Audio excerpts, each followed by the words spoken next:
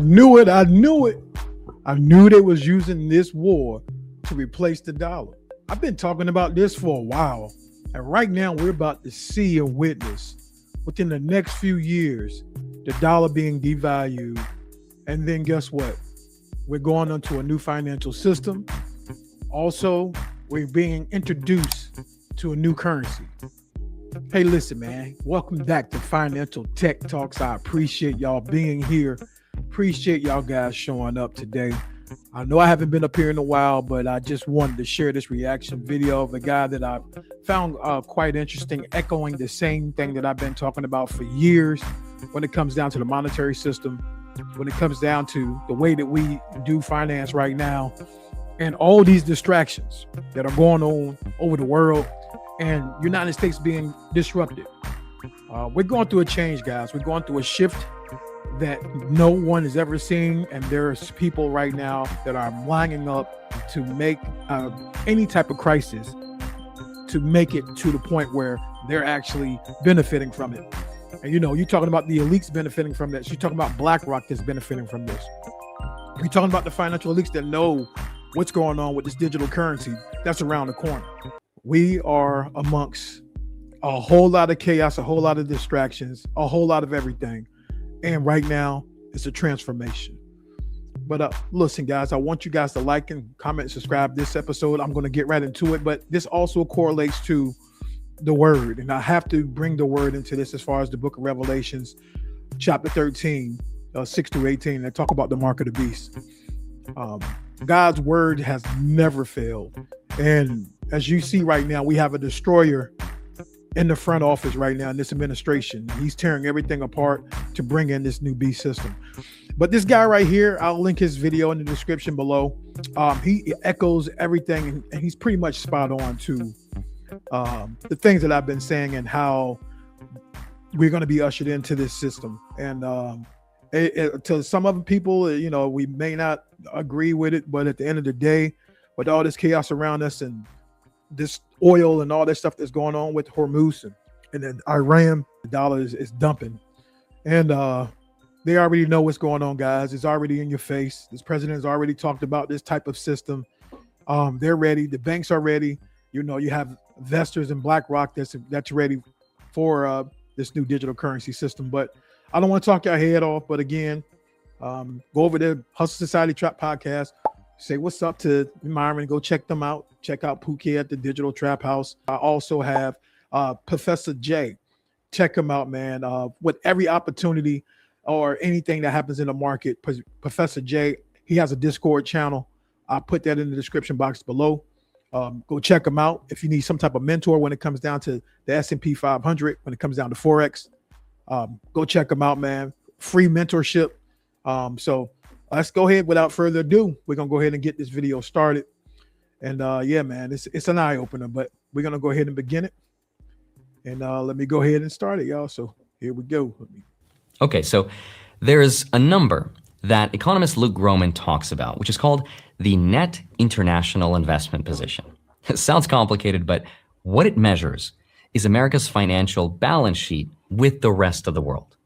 Like how much of our stuff do foreigners own versus how much of their stuff do we own? And why is that important?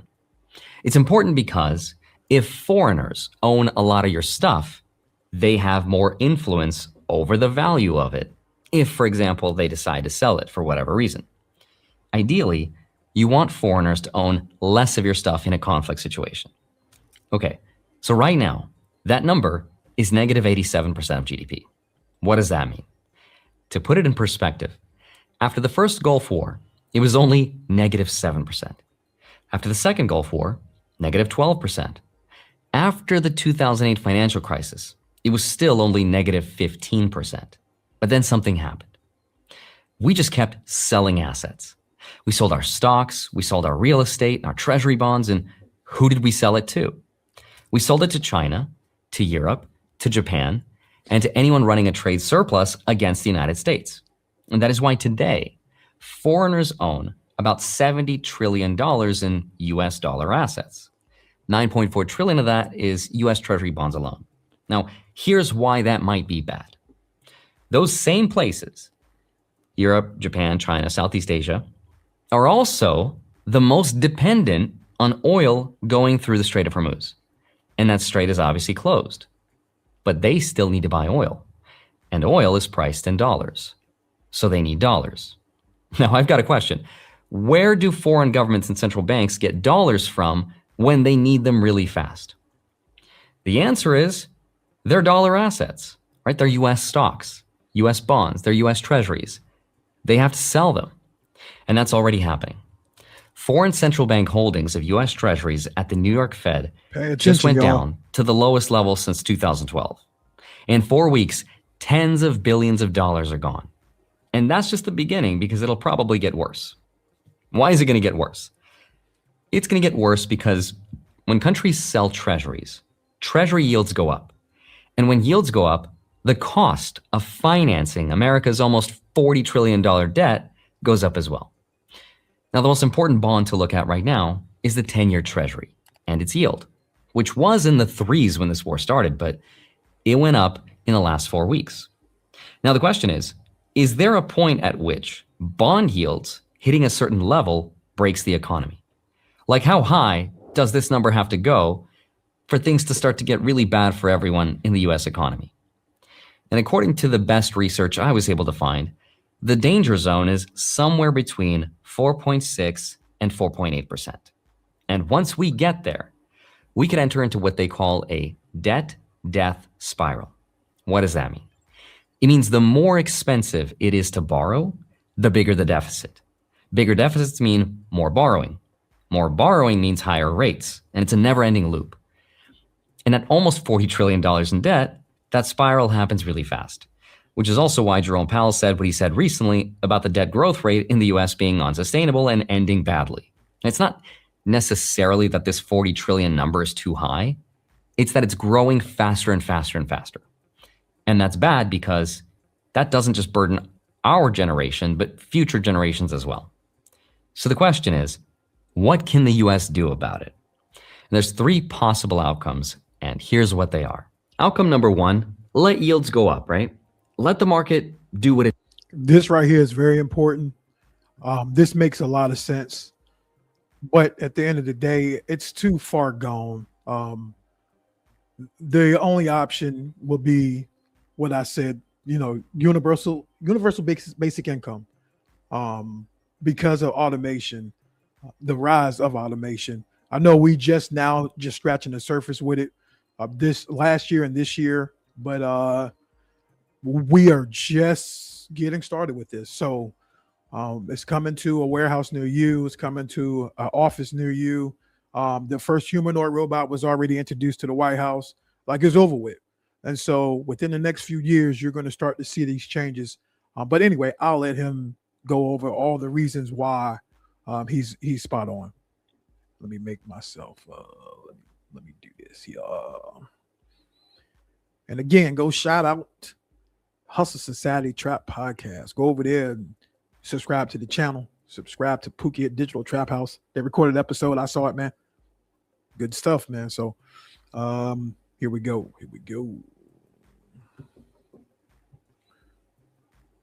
It does. Treasury yields go to 5, 6, maybe higher. That crushes the US stock market. Why? Well, because investors would rather take a guaranteed 5 to 6% return in the bond market than risk it in the stock market. And because stocks and tax receipts, aka what the government collects in taxes from us, those move together. And when markets go down, tax revenues go down. So deficits explode. Housing gets weaker. Consumer spending collapses. Banks take losses. And we enter into a recession.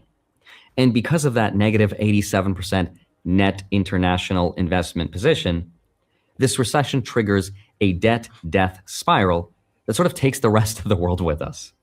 Not good. Outcome number 2, print money at the same time oil prices are going up. The Fed steps in, it does what it does, quantitative easing, it buys treasuries, it caps yields, and it does what's called yield curve control. It saves the bond market.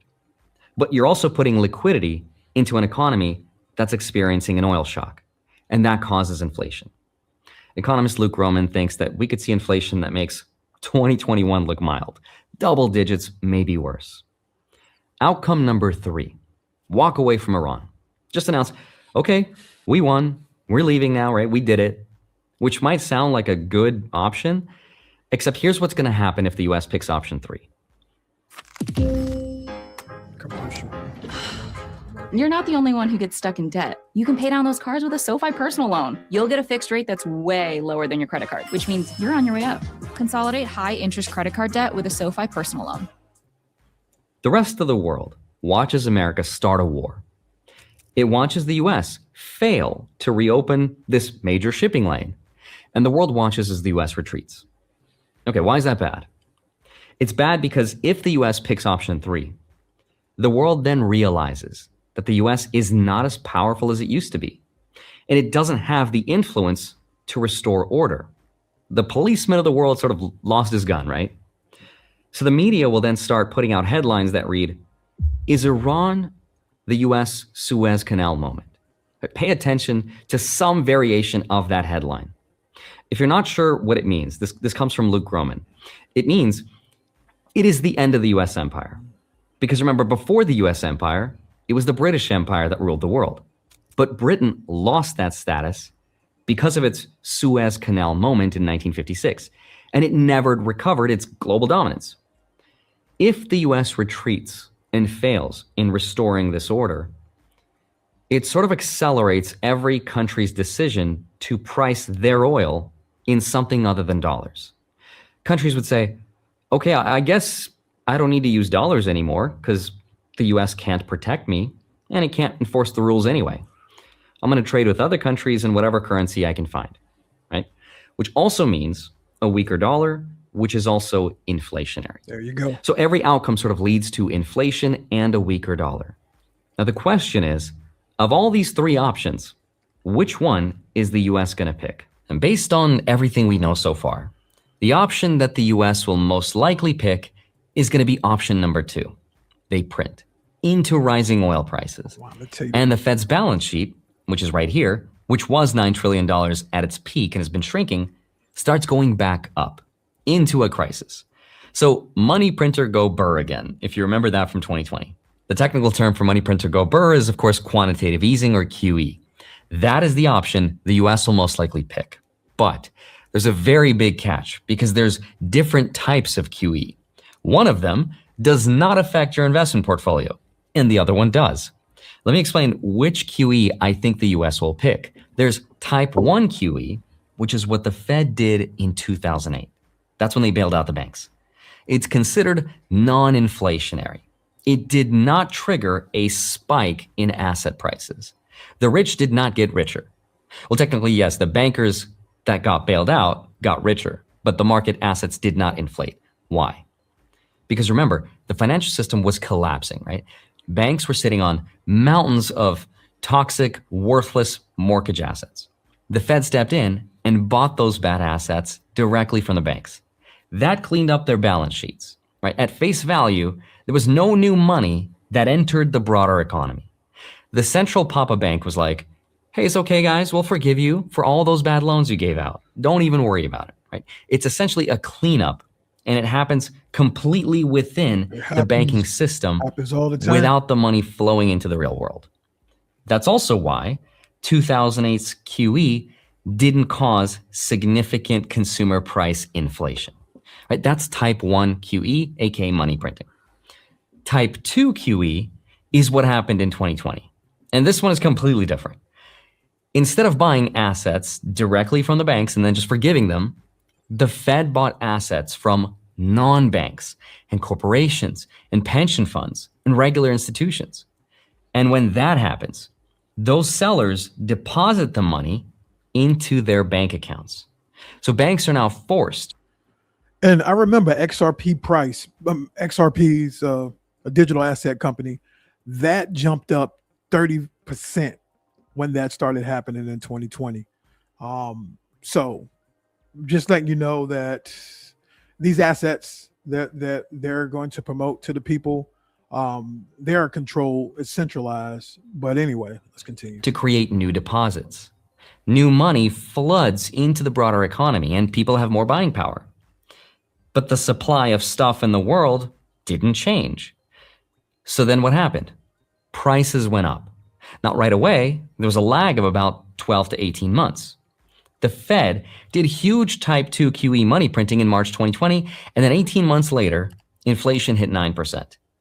The original economists who created this term QE actually warned this inflation would happen, but nobody listened. Instead, the media told us this. These were the headlines. Here's why economists don't expect trillions of dollars in economic stimulus to create inflation. They were all wrong. In 2020, BlackRock presented this exact type 2 QE at something called the Jackson Hole Conference. They essentially told the Fed what the plan was. And then 6 months later, BlackRock went ahead and did it. Now, how all of this is related to what I'm talking about is that option number 2 is the option that the US will have to pick, printing money into the oil spike. The inflation that might happen after that could be a lot higher than 9%, 12 to 18 months after that QE.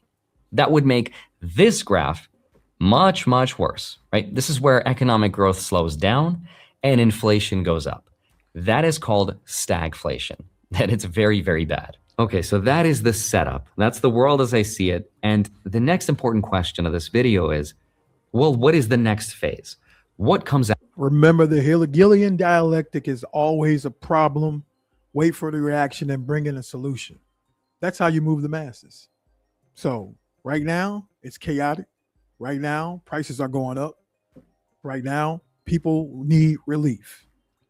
And so we'll see.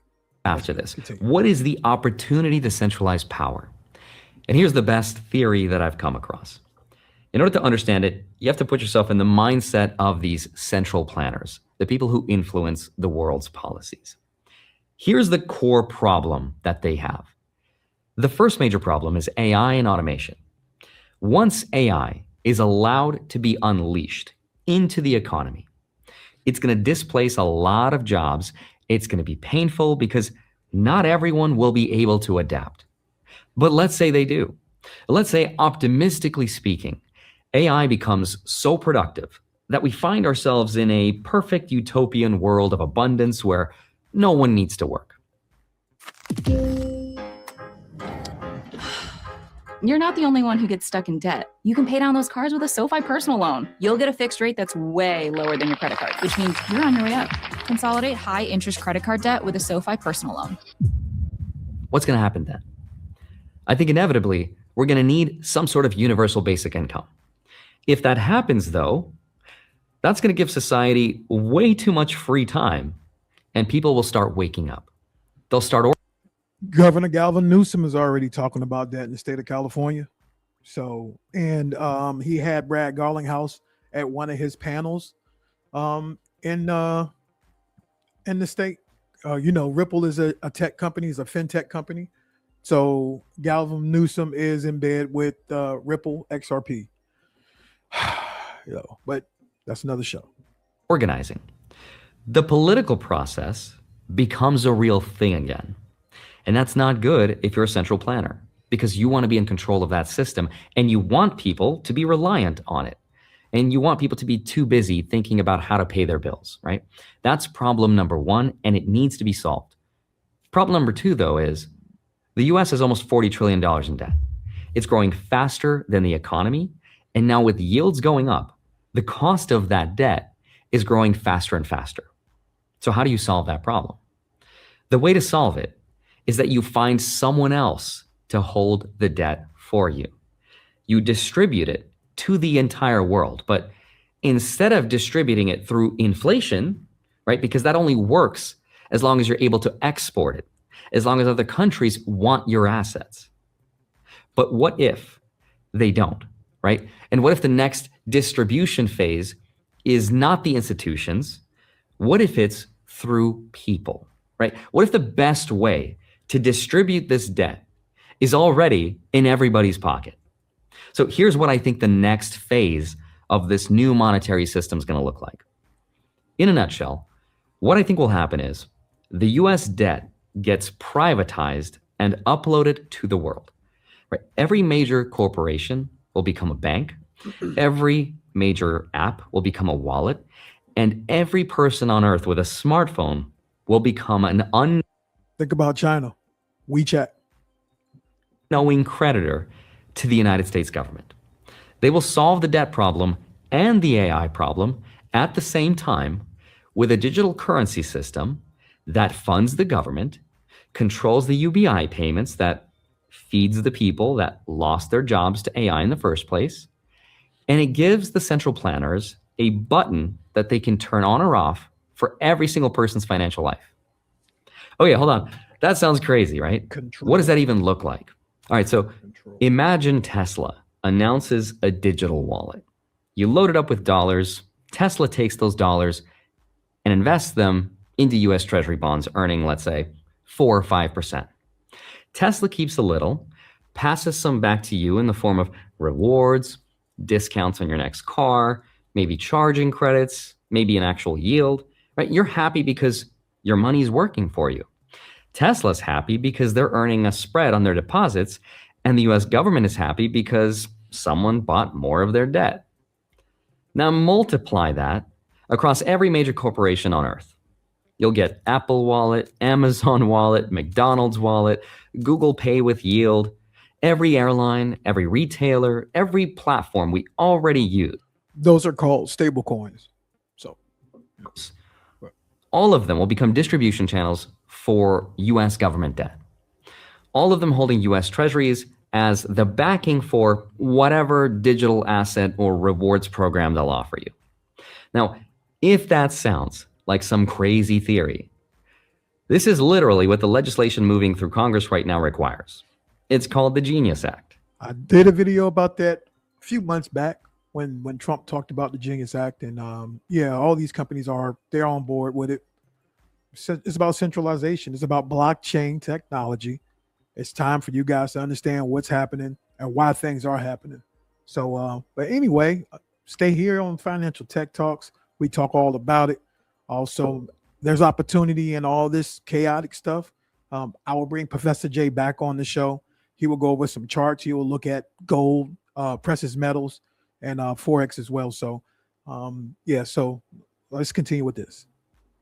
And what it says is any company that wants to issue a stablecoin, a dollar-pegged digital asset, must hold US treasuries or equivalent safe assets as the backing, dollar for dollar, which means corporations will have to buy real government debt first. And this has already been successfully tested with a company called Tether, the company behind the biggest stablecoin in the world. It holds over $120 billion in US treasuries right now. Right, that makes them one of the biggest holders of US government debt on the planet. In fact, bigger than some countries even. And Tether was the system's test. Now, imagine this same dynamic, but with the brand recognition of Tesla, the distribution of Apple, the loyalty programs of every airline and retailer we already use. You're not asking people in Argentina or Vietnam to trust some sketchy crypto company they've never heard of. You're asking them to trust the brands they already love and use in their own countries, brought to them by the courtesy of freedom. And in exchange for that trust, they'll get yields, they'll get discounts, they'll get utility, they'll get to protect their savings and purchasing powers from their corrupt dictators and governments, right? Now, behind the scenes, they become creditors to the United States government. That is how you offload trillions and trillions of dollars in debt globally. All you need is CBDCs, legislation, and 8 billion smartphones. Now, unfortunately, this CBDCs are central bank digital currencies. system, as convenient and generous as it sounds, is also going to be the most sophisticated financial control grid that will ever be built. And the reason I say that is because it's also already been tested. Tether has already frozen wallets. It's happened dozens of times. It has sanctioned addresses, it's flagged accounts, it's regulatory requests. All it takes is a line of code and they can turn your money off. Now, you'll still own your money, technically. It just might not work on Tuesdays or in certain stores to buy certain things, or if you said something the algorithm didn't like, or you didn't get vaccinated. See, that's all. It's all about control. If you don't comply, whatever, it's China. Just think about China. You jaywalk across the street, you got a ticket right there on your phone. They already know exactly what you did because of the technology, because of the cameras, because of the real-time data and AI analytics. It's like everything is done in real time.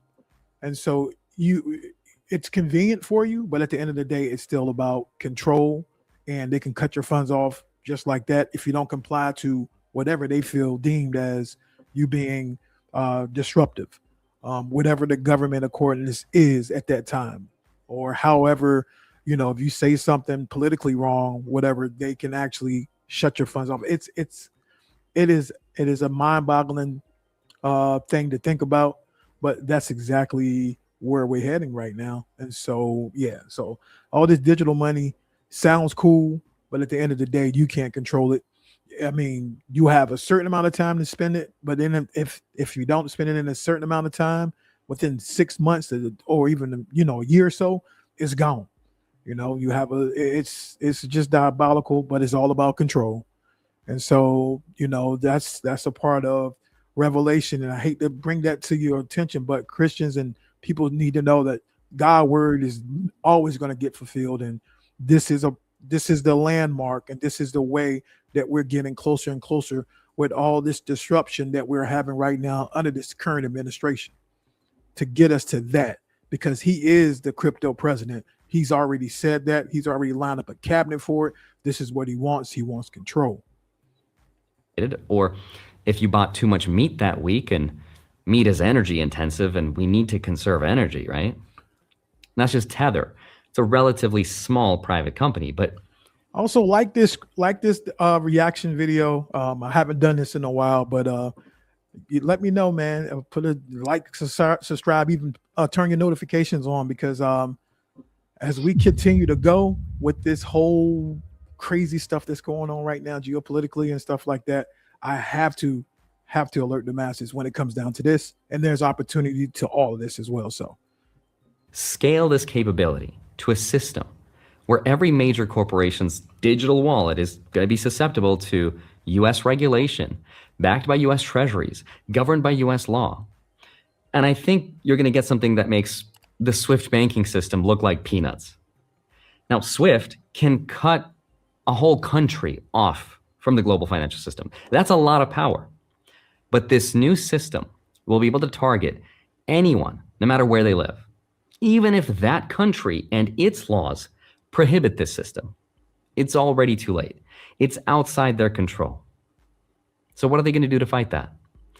You will start seeing them disable the App Store and turn off the internet. That's how they're going to fight it. And the beautiful, or maybe the terrifying part about this, is that no one forced anyone into this system. We've already all signed up to it. So I don't know what the next crisis will be, whether it's going to be stagflation, hyperinflation, nuclear war, a 9/11 type event, a false flag, or maybe energy lockdowns where no one can travel. But regardless of what it ends up being, I think this digital financial control grid with CBDCs is their opportunity. Now, the question I had for myself is, what can I do to protect myself against any of this? And a great piece of advice I saw was from Catherine Austin Fitts, who says, there's 3 things you can do: secure real assets, use cash and build local, skill up and network. And I think that's good advice. Beyond that, the way I'm thinking about this for myself is to self-custody. I want to own and protect my own assets. If I can hold a physical version of an asset like silver or gold, for example, I will prefer that to the ETF version. God's money. Physical gold is the oldest monetary asset in human history because it doesn't need an institution or a network or a government to work. Because remember, in 1933, Roosevelt made it illegal to own gold and he stole it. Could that happen again? Maybe. But physical gold held privately is still the hardest asset to track and freeze and digitally disable. It's been money for thousands of years for a reason. And it's the same concept with Bitcoin for me. I've always preferred to self-custody it rather than buying the ETF version of it. which is also why I teach. And remember, digital currencies are for AI, are for automation. These machines can pay each other in real time throughout the whole world, because it's going to be a world thing where every type of automation can transact across the globe and make transactions not using the SWIFT system. And so that's the reason why crypto and AI and automation are married. So you can't have one without the other. So that's why he's saying Bitcoin. But at the end of the day, I'm not even for Bitcoin. I know there's opportunity in it, but the sound money is God money, silver, gold, your commodities, house, real estate. That's where you want the actual tangible assets, not the inflationary notes that you get that's in your wallet that you can fold up. Those are just notes. Those are printed. And again, he talks about quantitative easing, and it's nothing to print money, and that's what they do. So, but they hold no intrinsic value, especially what we have going on in Hormuz when it comes down to the oil and dollars. Our dollars are being less attractive right now, and it's all by design. But listen, guys, I just want to just thank y'all for being here on Financial Tech Talks. You guys have been amazing. I want to shout out again Hustle Society Trap Podcast. Shout out Pookie. Listen, go over there and subscribe to their channel. They're doing amazing things. But I want you guys to remember, put God first. Do not be deceived by man, because this is the devil's tricks at its best. But this channel is just for understanding and knowing how to move in these turbulent times, because all our help comes from the Most High. Always remember that. And if you don't believe me, say amen. I'm trying to tell you, it is what it is. But other than that, though, I will put the link in the description for Professor Jay's Discord channel. It's in the description box. So if you need any mentorship when it comes down to these markets, commodities, it's not financial advice. I'm not a financial advisor. If you need that, go seek one. This is just for educational and educational purposes only. That's all it is for, and nothing more, nothing less. You'll learn a few things. And again, his Discord is linked below. And but that's it, yo. I really appreciate y'all being here. Other than that, though, y'all like, comment, subscribe. Hey, love y'all guys. Y'all take care. Peace.